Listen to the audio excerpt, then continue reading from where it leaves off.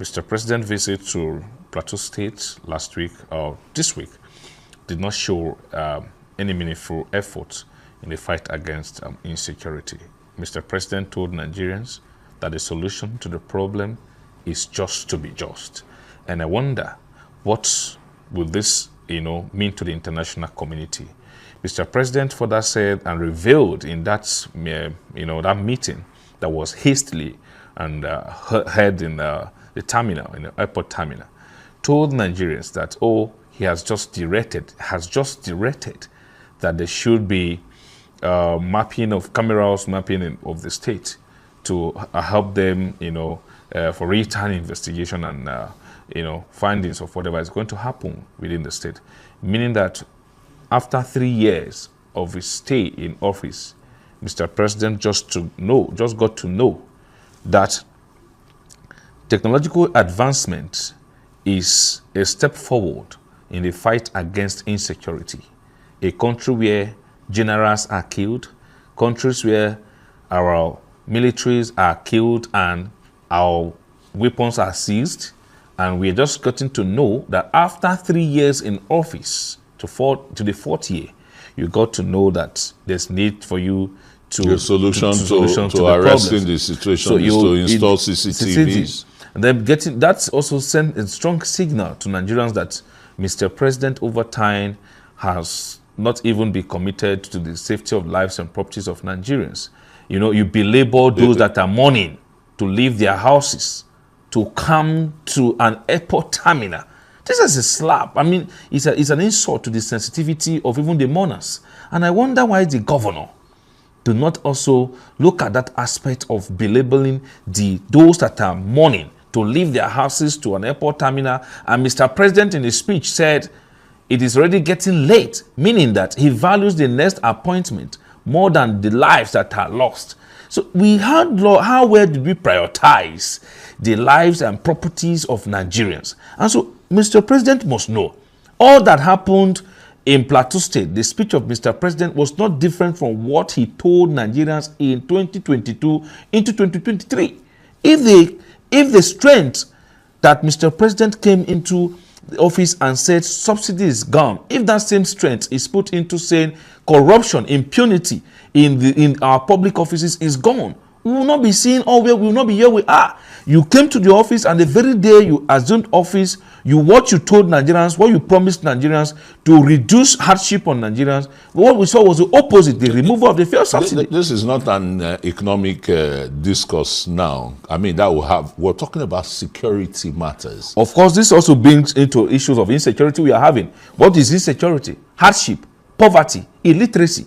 So what factors that will make a gang or a band of terrorists to kill senselessly, wage wars on the people, on the poor farmer and the rest, whether in the northeast or in the northwest? They are being annihilated anyway in the northeast very, very copiously, right? Let's look at the developments in Nasarawa State, where the police seems to be stepping up its acts now, particularly with intelligence gathering and quickly, interceding in some of these dastardly acts. Although 11 lives were lost in Nasarawa, in some communities there, 52 houses burnt down in a reprisal attack.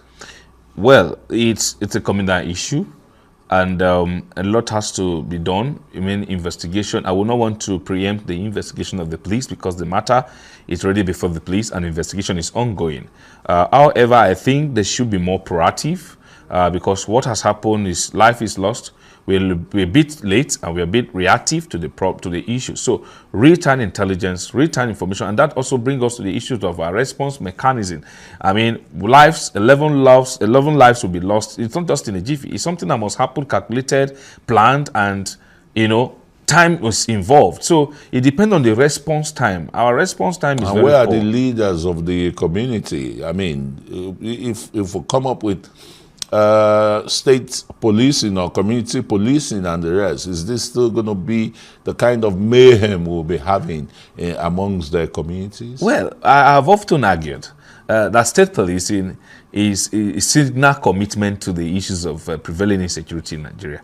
But again, it has its own challenges. I mean, when we have state police, yes, the response time will be a bit, better than what we are having. But that again it's all about the drawing, the formations, the coordination parameters. Because if it is still burdened to the organ at the top, where people will be killed in state and the commissioner will still be waiting for orders from the top, then we'll still be back to where we are. So it's going to be how the leadership coordination is going to be a decentralized one. From the memo the current Inspector General of Police sent to the National Assembly, at least no less than 40 or is it 60% will be sent to their state of the present makeup of the federal police. That's one of the several suggestions that he had proposed. Well, I also hope that these suggestions will come to reality,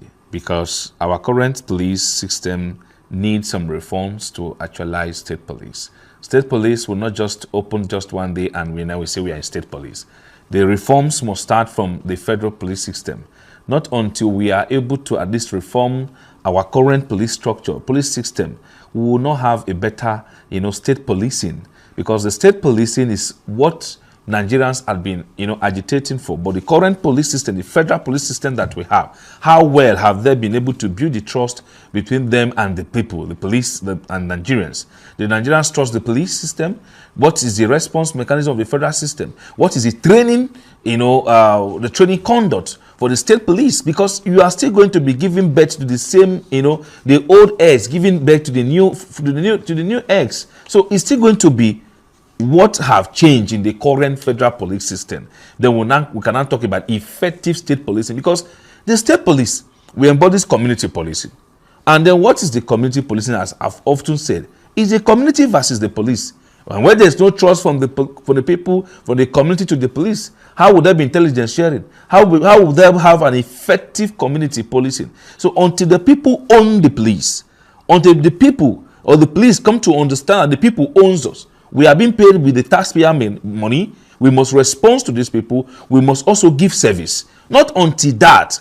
And the police feel, we'll continue to have this issue of brutality, killings and all that is happening currently in the current Nigerian police force, with extortion. I think the Nigerian police is being reformed. It's not as horrible as you want to. Well, if the reform is happening, is a bail free in current Nigerian police system? It's bail free. if you experience any such thing, then report it. I'm sure the hierarchy would. Let's digitalize our checkpoints to see the realities that we are seeing. Thank you so very much, Dr. Jonathan Onoja.